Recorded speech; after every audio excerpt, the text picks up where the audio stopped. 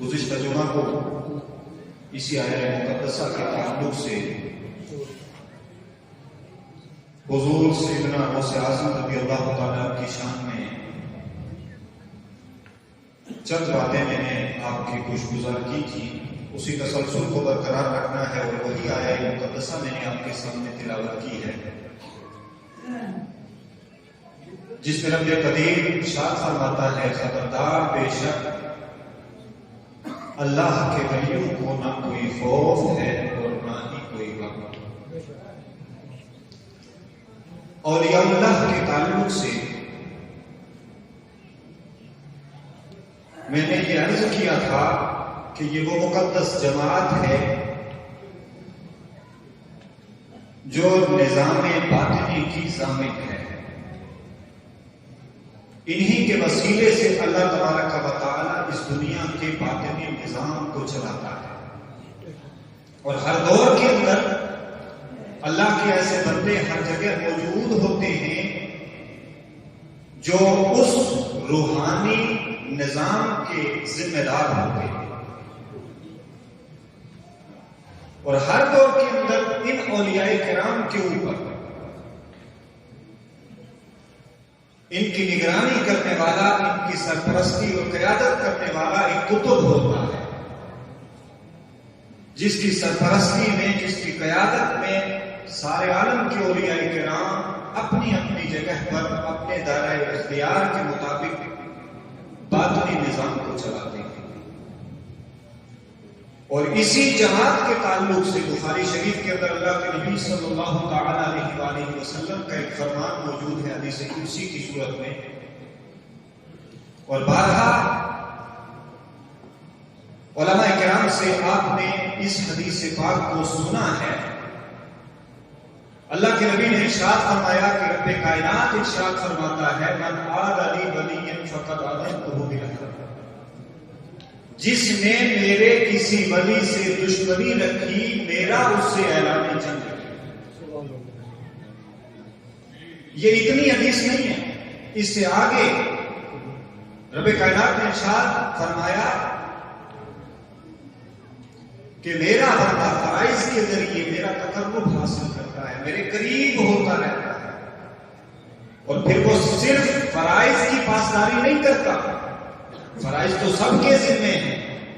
واجبات تو سب کے ذمے ہیں، رب فرماتا ہے وہ نوافل کے ذریعے میرا تقرب حاصل کرتا ہے، اس کے بعد وہ تو شبہات میں نہیں پڑتا، یعنی جن چیزوں میں شبہ ہو وہ ان سے بھی دور رہتا ہے، وہ مکروہات سے بھی دور رہتا ہے،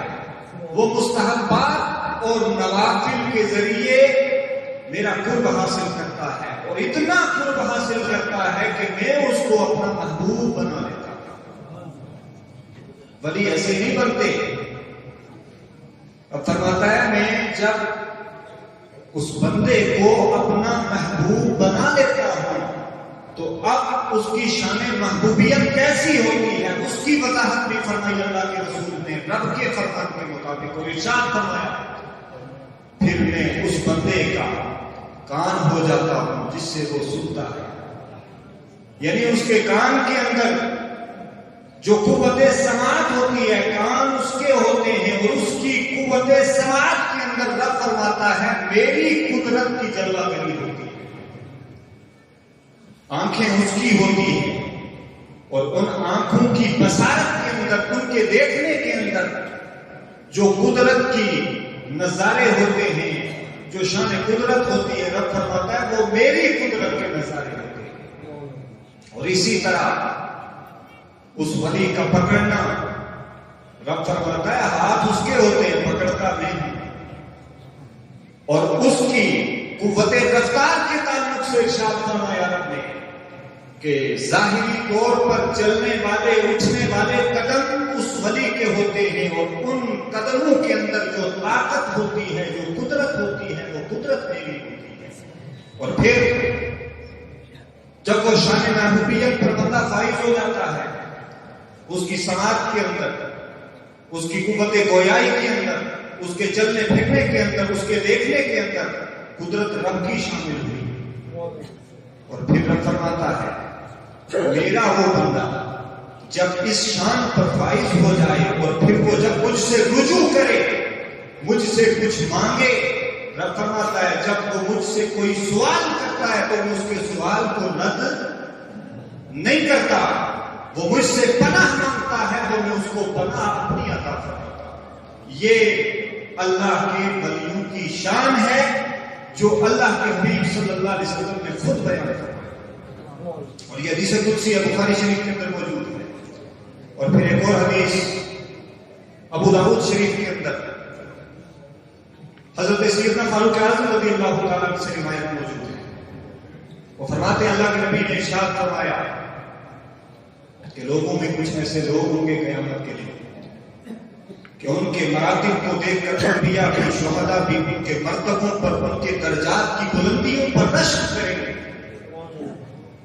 میں مفہوم حدیث مختصراً آپ کے سامنے پیش کر رہا ہوں، مکمل نہیں، جو ضروری باتیں وہ آپ تک پہنچانا چاہتا ہوں۔ مقصد یہ ہے کہ ہم اولیاء اللہ کی شان کو سمجھیں۔ صحابہ کرام نے عرض کیا یا رسول اللہ وہ کون لوگ ہوں گے کہ انبیاء بھی نہیں ہوں گے، شہداء سے بھی نہیں ہوں گے، اور انبیاء اور شہداء اور ان کے مراتب، ان کے درجات کو دیکھ کر ان کے مرتبوں اور ان کے درجات پر رشک کریں گے۔ اللہ کے نبی نے ارشاد فرمایا وہ کوئی عام لوگ نہیں ہوں گے، وہ صرف محض اللہ کے لیے، یعنی کسی سے بغض رکھتے ہوں گے تو اللہ کے لیے، کسی سے محبت کرتے ہوں گے تو اللہ کے لیے، ظاہری رشتہ داری، ظاہری تعلق داری، یہ دنیا داری ان کی نظر میں کچھ نہیں ہوگی، وہ میرے محبوب ہوں گے، وہ میرے بندے ہوں گے۔ اور پھر آقا کریم صلی اللہ علیہ وآلہ وسلم نے مزید وضاحت کرتے ہوئے اسی آیت مقدسہ کو تلاوت فرمایا، الا ان اولیاء اللہ لا خوف علیہم ولا هم يحزنون۔ اور اسی حدیث چونکہ کئی ایک روایات موجود ہیں مختلف کتب کے اندر، جن میں یہ بھی آتا ہے کہ اللہ تبارک و تعالی اپنے بندوں کو میدان محشر میں نور کے منبروں پر اپنے ساتھ بٹھائے گا، ان کے چہرے نورانی ہوں گے، نور کے منبر ہوں گے، اور انبیاء و شہداء ان کے مراتب پر رشک کریں گے۔ یہ اولیاء اللہ کی شان ہے۔ اور قرآن کریم کو آپ اٹھائیں تو قرآن کریم کی جیسا یہ میں نے آیت کریمہ آپ کے سامنے پڑھی، اس کے علاوہ بھی متعدد مقامات پر رب قدیم نے اپنے مقدس بندوں کی امتیازی شان بیان فرمائی کہ یہ میرے بندے جو متقی ہوں گے، ایمان والے ہوں گے، میرے قریب ہوں گے، میرے محبوب ہوں گے۔ تو اب یہ ماہ اقدس سرکار غوث اعظم کا ہے، آپ سب جانتے ہیں، یہ تو سارے ولی جو اولیاء اللہ ہیں یہ تو سب کی شان ہے، سب کے سب اس کے محبوب ہیں۔ جب شان محبوبیت پر بندہ فائز ہوتا ہے، جب اس مقام پر پہنچتا ہے، مگر پھر بھی ان کے اپنے اپنے درجات ہیں۔ جیسا میں نے عرض کیا کہ ہر دور میں اولیاء اللہ ہوں گے، قیامت تک ہوں گے، روحانی فیضان ان کا جاری رہے گا اور باطنی نظام انہی کے ذریعے چلے گا، مگر ان پر ان کی نگرانی کی خاطر ہر دور میں ایک غوث ہوگا،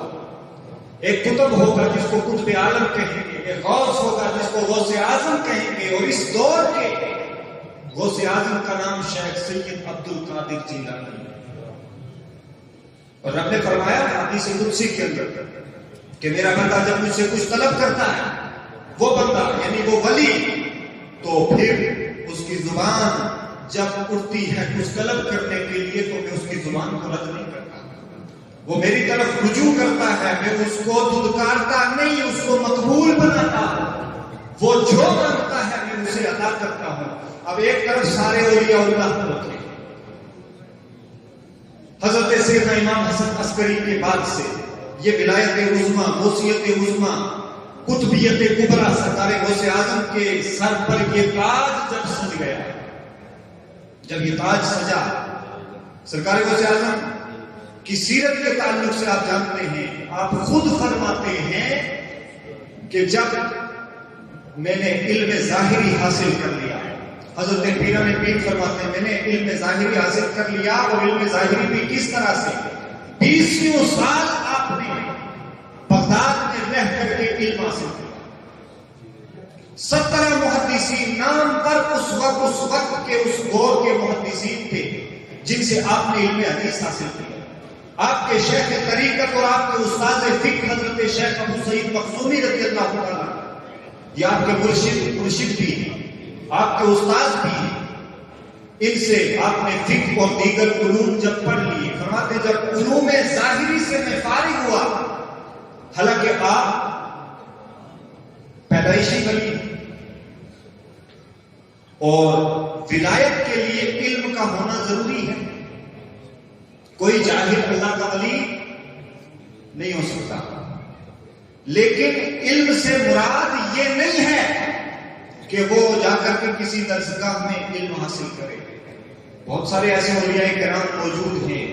آپ کتب تاریخ کو جب پڑھیں گے تو پتہ چلے گا کہ وہ کسی استاد کے پاس نہیں گئے. من جانب اللہ، اللہ تبارک و تعالی سے ان کو معرفت حاصل ہوئی، ان کو علوم حاصل ہوئے، علم لدنی اللہ تبارک و تعالی نے ان کو عطا فرما دیا. مگر غوث اعظم نے براہ راست اساتذہ کرام سے ظاہری طور پر سارے علوم پڑھ لیے. فرماتے ہیں اس کے بعد تقریباً 25 سال تک میں بیابانوں میں، جنگلوں میں ریاضت کرتا رہا، مجاہدے کرتا رہا. اور اس کے بعد جب سارے علوم پڑھ لیے، شیخ طریقت بھی مل گئے. فرماتے ہیں ایک مرتبہ اللہ کے رسول صلی اللہ علیہ وآلہ وسلم خواب میں تشریف لائے اور ارشاد فرمایا، میرے بیٹے عبد القادر، تو نے علم حاصل کیا ہے اور اس علم سے تو لوگوں کو نفع کیوں نہیں پہنچاتا؟ آپ بات کیوں نہیں کرتے؟ لوگوں کو تبلیغ دین کیوں نہیں کرتے؟ سرکار غوث اعظم ارشاد فرماتے، میں نے عرض کیا یا رسول اللہ صلی اللہ علیہ وسلم، یہ لوگ بغداد کے لوگ، یہ بڑے بڑے فصیح و بلیغ لوگ ہیں، عربی ادب کے جاننے والے ہیں، میں ایک اجنبی شخص ہوں، میں کیسے ان کو تبلیغ کروں گا؟ آقا کریم صلی اللہ علیہ وسلم نے یہ خواب کا واقعہ خود سرکار غوث اعظم نے بیان فرمایا. بہجت الاسرار کے اندر، قلائد الجواہر کے اندر یہ روایت موجود ہے. اب فرماتے ہیں اللہ کے نبی صلی اللہ علیہ وسلم نے فرمایا کہ عبد القادر اپنا منہ کھولو. فرماتے ہیں میں نے منہ کھولا تو اللہ کے نبی صلی اللہ علیہ وسلم نے 7 مرتبہ اپنا لعاب دہن میرے منہ کے اندر ڈالا. اور پھر اس کے بعد آپ فرماتے ہیں کہ مولا علی کو میں نے دیکھا کہ مولا کائنات رضی اللہ تعالیٰ وہی سوال مجھ سے کرتے ہیں اور میں وہی جواب دیتا ہوں کہ اے میرے دادا جان، اے مولا کائنات، اے سلطان اولیاء، میں اجمی ہوں، یہ لوگ عربی ہیں، یہ بڑے فصیح و بلیغ ہیں، علم تو میں نے حاصل کر لیا ہے، کون آئے گا میری مجلس باز کے اندر؟ آپ نے کہا منہ کھولو. منہ کھولا تو 6 مرتبہ لعاب دہن آپ نے ڈالا. اور اس کے بعد فرماتے ہیں جب میں نے بات شروع کیا، اب چونکہ سرکار کا حکم بھی آ چکا ہے، مولا کائنات کا حکم بھی آ چکا ہے، اب آپ فرماتے ہیں اس سے پہلے بھی تھوڑی تھوڑی تبلیغ میں کیا کرتا تھا، دین کی بات پہنچایا کرتا تھا، مگر اس کے بعد بدستور بالتسلسل میں نے محفل باز کا انعقاد شروع کر دیا. اور آپ فرماتے ہیں کہ جب سے سرکار دو عالم صلی اللہ علیہ وسلم اور مولا کائنات کا وہ لعاب دہن میرے منہ سے میرے اندر داخل ہوا، پھر دل کی دنیا بدل گئی. پھر وہ علوم جو میں نے نہیں بھی پڑھے تھے، جو میں نے نہیں بھی سیکھے تھے، اللہ تبارک و تعالیٰ نے سرکار کے لعاب دہن کی برکت سے اللہ تعالیٰ نے وہ دروازے بھی میرے دل پر گشادہ کر دیا. اور اب علم کا کیا مقام ہوا سرکار غوث اعظم کا؟ فرماتے ہیں کہ 70 ہزار لوگ، 50 ہزار لوگ، وقت کے ہزاروں اور سینکڑوں محدثین آپ کی محفل میں، بڑے بڑے اجلہ محدثین، بڑے بڑے فقہا، بڑے بڑے ائمہ جو وقت کے مانے ہوئے اہل علم ہیں، وہ بھی سرکار غوث اعظم کی بارگاہ میں آ کے اکتساب علم کر رہے ہیں، وہ بھی وہاں پہنچ رہے ہیں. اور اسی طرح کا ایک واقعہ موجود ہے. حضرت مفرد بن نبہان آپ بیان کرتے ہیں کہ بغداد کے بلند پایا علماء کرام میں سے 100 علماء کرام ایک وفد کی شکل میں غوث اعظم کی مجلس باز میں حاضر ہوئے. اب یہاں کرامت بھی ہے، یہاں سرکار غوث اعظم سے کرامت کا بھی ظہور ہوتا ہے. اور پھر وہ علماء کرام جو وقت کے اجلہ علماء کرام ہیں، قلائد الجواہر کے اندر مفرد بن نبہان اس روایت کے راوی ہیں، وہ فرماتے ہیں کہ میں اس مجلس بعض کے اندر خود موجود تھا. 100 علماء کرام، محدثین بھی ان میں شامل ہیں، مفسرین بھی شامل ہیں، فقہا بھی شامل ہیں، بڑے بڑے اجلہ علماء بھی شامل ہیں. وہ کہتے ہیں کہ وہ 100 لوگ وہاں پر حاضر ہوئے. غوث اعظم اس وقت بات کر رہے تھے اور ان سارے علماء کے دماغ میں ایک سوال ہے. سب اپنی اپنی جگہ ایک سوال لے کر کے حاضر ہوئے کہ مشکل سوال لے کر کے ہم غوث اعظم کا امتحان لیں گے. یہ بات کرتے ہیں، یہ تبلیغ کرتے ہیں. آج دیکھتے ہیں کتنا علم ہے اس عبد القادر کے پاس. وہ فرماتے ہیں کہ جب وہ پہنچے غوث اعظم رضی اللہ تعالیٰ عنہ بغداد کی مسجد شریف کے اندر موجود تھے، منبر پر جلوہ گر ہیں.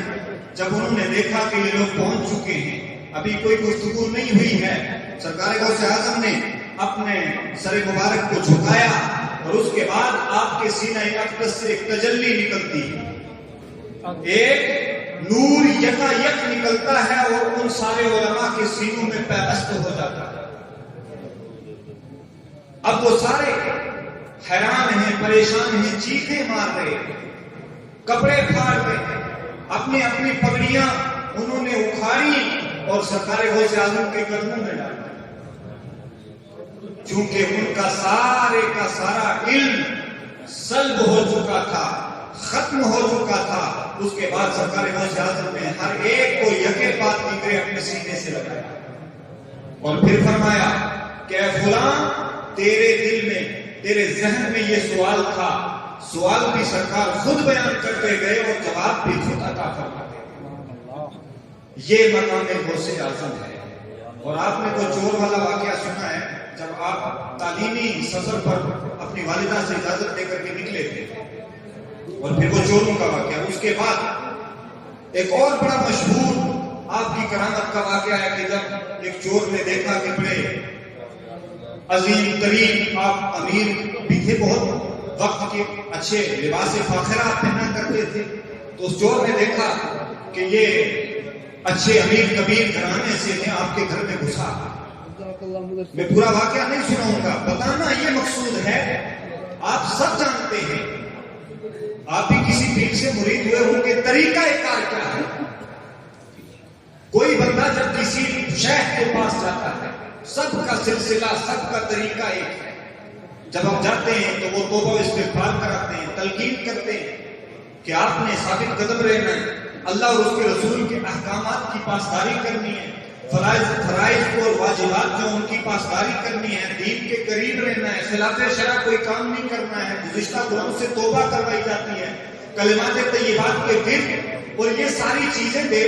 دینے کے بعد جب پیر کسی مرید کے ہاتھ میں ہاتھ دیتا ہے تو وہ چند وظائف بتاتا ہے، جس کی جو لیاقت ہوتی ہے، حسب لیاقت اس کو بتاتا ہے. یہ کشادگی، یہ رزق کے لیے وظیفہ ہے، یہ فلاں چیز کے لیے وظیفہ ہے، وظیفے بتاتے ہیں. سب کا یہ طریقہ ہے اور یہ طریقہ غلط نہیں ہے، مگر غوث اعظم کی شان دیکھیں. ایک چور داخل ہوتا ہے. چور کس لیے آیا تھا؟ چوری کرنے کے ارادے سے، یا غوث اعظم سے فیض لینے آیا تھا؟ نہیں، چوری کرنے آیا تھا. اتفاقاً اسی رات کو جب داخل ہوا تو آپ کے جو دروازے تھے وہ بند ہوئے اور وہ بھی اندر بند ہو گیا. ایک ابدال کا انتقال ہوا. 6 ابدال حاضر ہوتے ہیں غوث اعظم کی بارگاہ میں کہ سرکار فلاں جگہ کا ابدال جو ہے وہ انتقال کر چکا ہے، ابھی اسی وقت ہمیں دوسرے ایک ابدال کی ضرورت ہے. اب سرکار غوث اعظم رضی اللہ تعالیٰ نے اشارہ فرمایا کہ فلاں اس کمرے میں چلے جاؤ، وہاں ایک ابدال ہے، اس کو لے جاؤ اور وہ سارے کارے روحانی کو چلائے. دروازہ کھلتا ہے، وہ چور حیران، وہ کہتا ہے میں تو چور ہوں. سرکار غوث اعظم نے جب سنا، ارشاد فرمایا چور تو تب تھا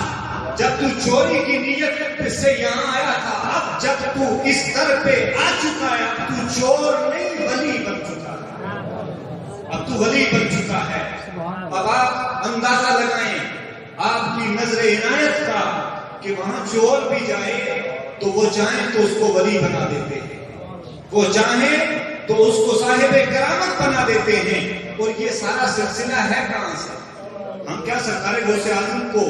مستقل معاذ اللہ مانتے ہیں، مستقل بھی ذات مانتے ہیں، یا ان کی کوئی مستقل قدرت مانتے ہیں؟ نہیں، ہم مانتے ہیں تو اللہ کی عطا سے مانتے ہیں۔ وہ شان محبوبیت پہ فائز ہوئے، رب فرماتا ہے جو شان محبوبیت پہ فائز ہو جائے، میرے قریب آ جائے، تو پھر اس کی زبان سے جو نکلتا ہے وہ رد نہیں ہوتا، میں اس کو قبول کر لیتا ہوں۔ اور اعلیٰ حضرت عظیم المرتبہ فاضل بریلوی علیہ رحمۃ الرحمان نے اسی تعلق سے جب آپ نے سرکار غوث اعظم کی شان کو پڑھا، سمجھا اور سمجھایا تو کیا فرمایا؟ انہوں نے عرض کیا بندہ قادر کا بھی قادر بھی ہے عبد القادر، بندہ قادر کا بھی قادر بھی ہے عبد القادر۔ پہلے تو رب کا بندہ ہے، پہلے تو شیخ عبد القادر جیلانی اللہ کے بندے ہیں، اس کے بعد وہ اللہ کی عطا سے قادر بھی ہیں، یعنی اللہ نے ان کو قدرت بھی عطا فرمائی ہے۔ اور پھر آپ فرماتے ہیں سر باطن بھی ہے، ظاہر بھی ہے عبد القادر۔ اور پھر یہ کوئی عام نہیں تھے، وقت کے اجلہ مفتیان کرام اور قاضیان جو تھے وہ سرکار غوث اعظم کی بارگاہ سے آ کے فیضیاب ہوتے تھے، اسی کو اعلیٰ حضرت نے عرض کیا مفتی شرع بھی ہے اور قاضی ملت بھی ہے۔ اور ایسا مفتی شرع کے وقت آپ دیکھیں چوتھی اور پانچویں صدی اور اس کے بعد سارے مجددین ہر صدی میں ہوتے رہے اور مجدد ہوں گے، قیامت تک ہوتے رہیں گے، ایک صدی میں ایک سے زیادہ بھی ہوں گے، مگر عبد القادر جیلانی کی شان کیا ہے؟ عبد القادر جیلانی کی شان یہ ہے کہ مجدد تو ہوتے رہیں گے مگر محی الدین ایک ہی تھا، ایک ہی ہے اور ایک ہی ہے جس نے دین کو زندہ کیا۔ اور اس واقعے کو بھی خود سرکار غوث اعظم نے خود اپنی زبان سے بیان فرمایا،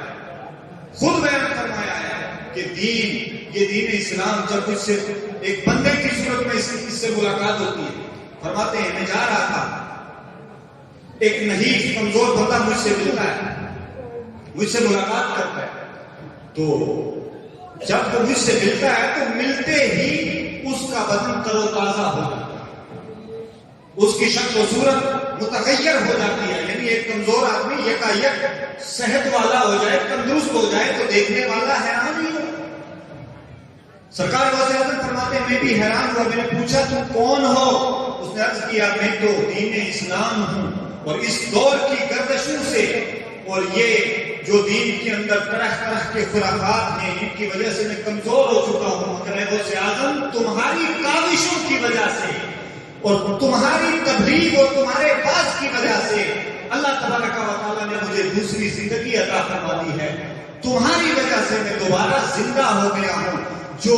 میری قدرت تھی، طاقت تھی، وہ زائل ہو رہی تھی دن بدن، مگر تمہاری آمد سے اللہ تبارک و تعالیٰ نے مجھے دوبارہ زندہ کر دیا ہے، تو اسی لیے آپ کو محی الدین بھی کہا جاتا ہے۔ تو اعلیٰ حضرت کہتے ہیں علم اسرار سے بھی ماہر بھی ہے عبد القادر، اور پھر آپ نے کار عالم سے مدبر بھی ہے عبد القادر۔ بہت بڑی بات کہی ہے سمجھنے والوں کے لیے کہ یہ جو دنیا کے اندر معاملات زندگی اور دنیا کے معاملات چلانے والا حقیقی طور پر کون ہے؟ اللہ تبارک و تعالیٰ، کسی کا کوئی اختلاف نہیں۔ ہم ایک ڈاکٹر کے پاس جاتے ہیں تو کیا ڈاکٹر آپ کو کسی بیماری سے شفا دے سکتا ہے؟ نہیں دے سکتا۔ کیا کوئی دوائی ڈاکٹر تجویز کرے وہ دوائی مستقل باعث شفا نہیں، وہ سبب ہے، جس طرح ڈاکٹر ایک سبب ہے، جس طرح پیاس بجھانے کے لیے پانی ایک سبب ہے، جس طرح بھوک کو ختم کرنے کے لیے کھانا ایک سبب ہے، دوائی بیماری کو ختم کرنے کے لیے اور تندرستی کے لیے ایک سبب ہے، اسی طرح مختلف اسباب میں سے ایک سبب کار عالم کی تدبیر کرنے والے کا نام عبد القادر جیلانی اور جماعت اولیاء ہے۔ اللہ تبارک و تعالیٰ ان اولیاء کرام کے فیض و برکات سے ہم سب کو مالا مال فرمائے۔ سرکار غوث اعظم رضی اللہ تعالیٰ کا یہ ماہ اقدس ہے، اس ربیع الثانی کے وسیلے سے حضرت غوث اعظم کا عرس بھی اسی مہینے میں ہوتا ہے، اس کے وسیلے سے